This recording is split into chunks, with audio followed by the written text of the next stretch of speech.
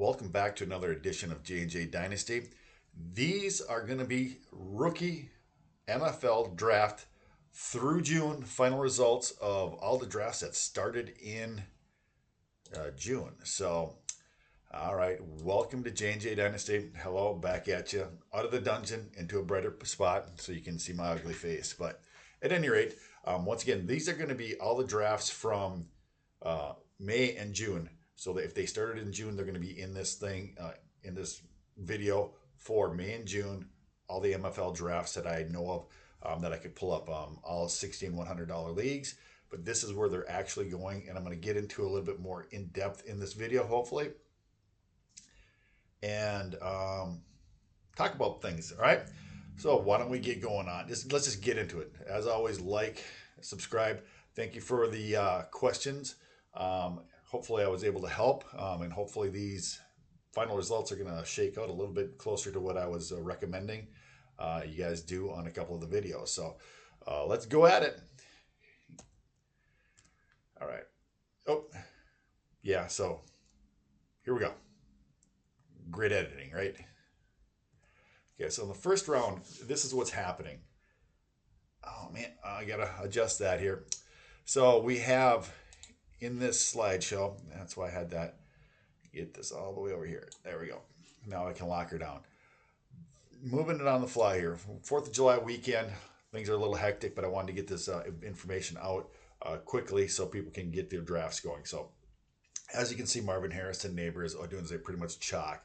Bowers, which is why I have him on the video here, he has been climbing up the charts, which he should have been. He should have never been pushed quite a bit ways down there before. But as you can see, he was going, Brooks had overtaken him for a while now.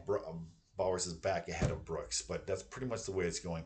Caleb Williams, you're seeing a lot of fluctuation all the way from 4 to 10 on him. Brian Thomas Jr., a lot of fluctuation on him. Trey Benson's been pretty solid from 8 to 10 for the most picks. He slid a little bit in a couple late drafts. Kean Coleman, wild swings.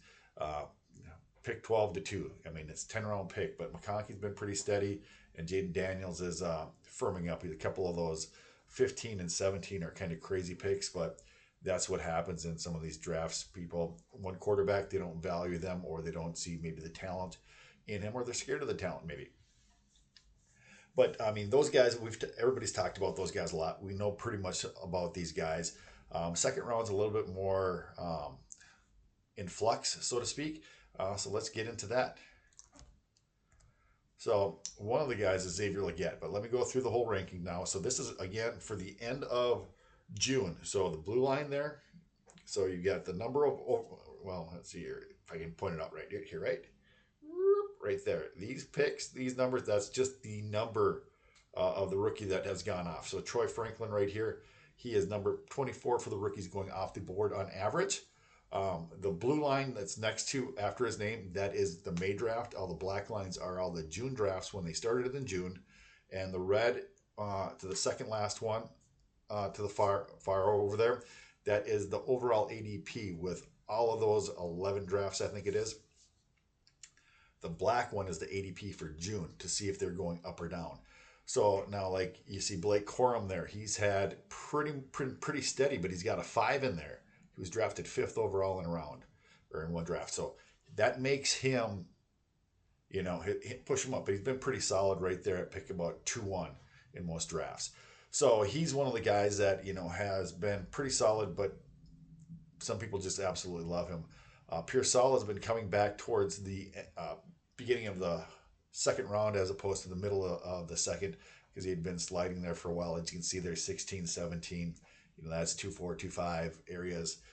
So he was getting pushed back in the middle. He should have obviously been up early.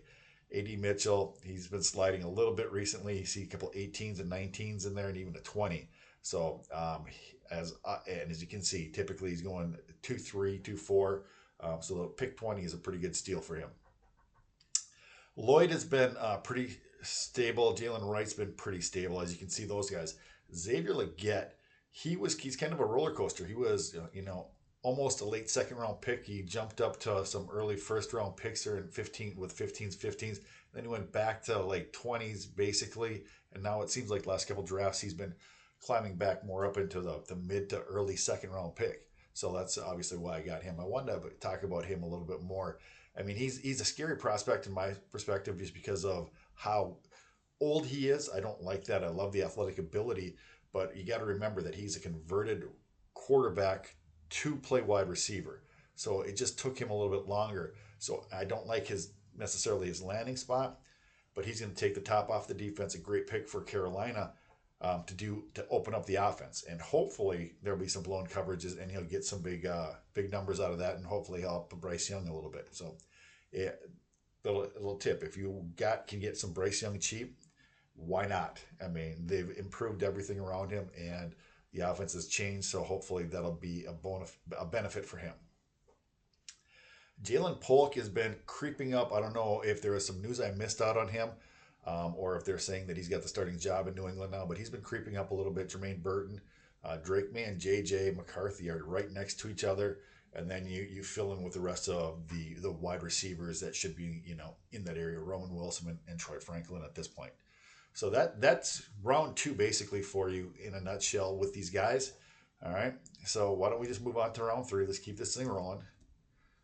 So we have Ben Sinnott, Kamani Vidal, who has been really up there and really down there. As you can see, several 30s and 40s in there, but he's also got 24s, 22s, 25s. So right at the turn here, you can look at that, and I don't know how the heck that averages out to 28, but apparently it does.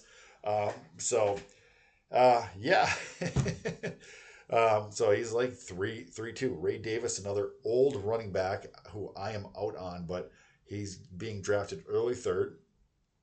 Bo Nix, Malachi Corley, heard bad news about him not being able to pick up the offense, and we know that Aaron Rodgers does not like young receivers, does not like receivers in the wrong spot. So that's not sounding good for Malachi Corley owners so far. Baker's been, okay, but not bad, but okay. Bucky Irvin, really haven't heard anything. A lot of steam on Luke McCaffrey. Audric Estimate's been hurt, so he's been falling in a lot of drafts. And Braylon Allen. Braylon Allen, they're talking about him being the number 2 guy behind Breece Hall, but again, with that even being said, how much workload is he going to get? I think Breece Hall is going to get the majority of it. They're saying that he can catch the ball better than expected, but with that being said, does Israel is he going to get cut? I would assume Israel can catch the ball really well, so I would assume that Israel is going to wind up being the third down back in the backup. I know that there's a lot of spring practice, OTA, kind of steam on Braylon Allen and the other rookie that they got, but I just overall feel that Israel is going to wind up, being the number 2 guy. Let's see here. So then you got Sanders, who he's been a roller coaster. He's got a couple 20s and he's got a couple, a bunch of 40s. So, and then Tyrone Trace, who is a guy who I actually like with the spot because I think that he can easily be at least a third down back, if not being a 40% 40% snap share type of guy with Singletary plus being the third down guy. So, and then maybe even using him as a little bit of a gadget player, maybe the Percy Harvin type, but not fast Percy Harvin type, right? Or Deebo Samuel type. So Tyrone Trace, I think, could be all that, So he could be close to about 50% snap shares, kind of what I'm thinking in that Giants offense. So let's keep rolling. So this is your third round for the June drafts. And let's keep it rocking and rolling here. So I got a little Brendan Rice up there. There's been a little bit of steam on Brendan Rice, but let's get through this fourth round, actually. So Shipley, Penix Jr., Jaden McMillan, Walker, Labe, Garendo, Rice, Reshi or Ali, Johnson, Washington, Wiley, and Spencer Rattler. Some of these names I like, but I don't want them this year. I want them at the end of next year, right? Penix Jr., I don't really want to roster him all year if I can pick him up off of waivers or trade him for a third or fourth round pick at the end of the year when somebody's sick of hanging on to them for their roster, or if they have a bye week issue, and maybe you can pick up Penix in around or week 12 or 13 or 14 after your quarterbacks are done with their buys. You might be able to pick him up for a steal or pick him up off of waivers because the guy might have to cut him, right? Jaden McMillan, again, is a guy for next year, with the Tampa Bay wide receivers getting older. Godwin, McMillan being only a slot, basically. It looks like next year's going to be when he's actually going to start getting some play time. But until then, I probably want to hold off on him. Walker, I like the talent. I just don't like the situation, the offense that he's running in. Labe is supposed to be, possibly the third down running back in Vegas. So he's a good stab right now. Garendo maybe next year after Mitchell leaves to be the backup. Brendan Rice, as we were talking, I was saying, so the OTAs, it sounds like he's doing pretty well there. So he's been creeping up boards a little bit here, even though in there you can see in the second to the last draft, he went undrafted. So that's kind of, weird. And I kind of didn't say that in the video yet, but if you see a 265, what I did is there's 22 rounds in these drafts. So I put their numbers in there. So I put everything in there, and hopefully it makes it a little bit more on the bottom here genuine as far as where they were at. Last year I only did like an 80 or something like that and just gave everybody like an 85. But this year I'm just putting in their actual draft spot, and if they don't get drafted, they're getting pick 23.1, which is 265. So every team has 22 drafts, 12, that's 264. So 22 rounds, 12 teams, 264. 265 would be round 23, which nobody has. So that would mean they're undrafted. So that's what I put in for everybody if they're undrafted. And hopefully that makes a little bit of difference as we go through here. So Malik Washington, he's another guy who I like next year. And now that they just signed Waddle, maybe even not next year. I love the wide receiver. I love the talent. When is he going to get to play? That's my only thing is when is he going to get to play? Jared Wiley, again, next year or at the end of this year, Kelsey's supposed to play a couple more years, but they really like him, and Wiley showed up in OTAs. I like him, but I want to get a few shares of him, but I'm not going to draft him because he's just going to be a roster clogger for this year, for the majority of it. So, and then Spencer Rattler, why? 27-year-old quarterback coming in. I mean, yeah, I'm exaggerating, but 27 years old. So why? Well, so that's kind of your fifth round, and here are the leftovers. So some of these that guy, Louis Rees-Zamet, he's a longtime stab. So actually, he's got drafted twice. Is that right? Maybe I duplicated that. What the heck? But as you can see, I can double check this, and if I made an error here at the bottom, I can correct that. But as you can see, I've got on the very bottom, 13, red. Those are the leagues that I've tracked, so I can always double check and verify and then update them.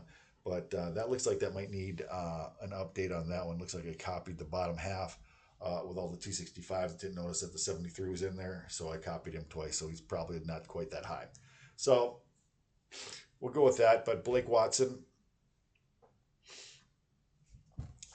Isaiah Davis, that's the other Jets running back besides Braylon Allen, who they really like, supposedly. Bub Means, Johnny Wilson, Cowling, Raymond, Gore Jr., Jordan. And so these are all the guys that actually have been drafted in drafts, as you can see, and how late they were actually drafted. So that's kind of the video for this week. Once again, as always, please like, subscribe, ask any questions, throw some comments out there. It would be greatly appreciated. I hope these drafts are a little bit helpful. I hope that you can stop and pause and take a look at everything, and hope it helps you with your drafts.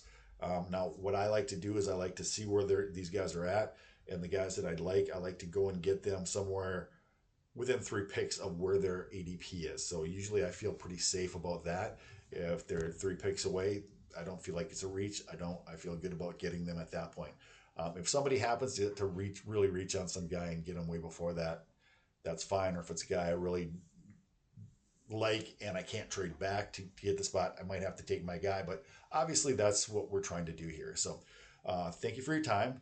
As always, like, click, and subscribe. Ring the bell for notifications for new videos. We're going to be going into July. There's a bunch more drafts coming up, so I will keep you updated with the current ones. Hopefully, I've stopped on each graph long enough so you can see the every draft position, so that way you can see the ebbs and flows of a player that you like. Enjoy the information, and hopefully we'll make your drafts better. Until next time, have a great day.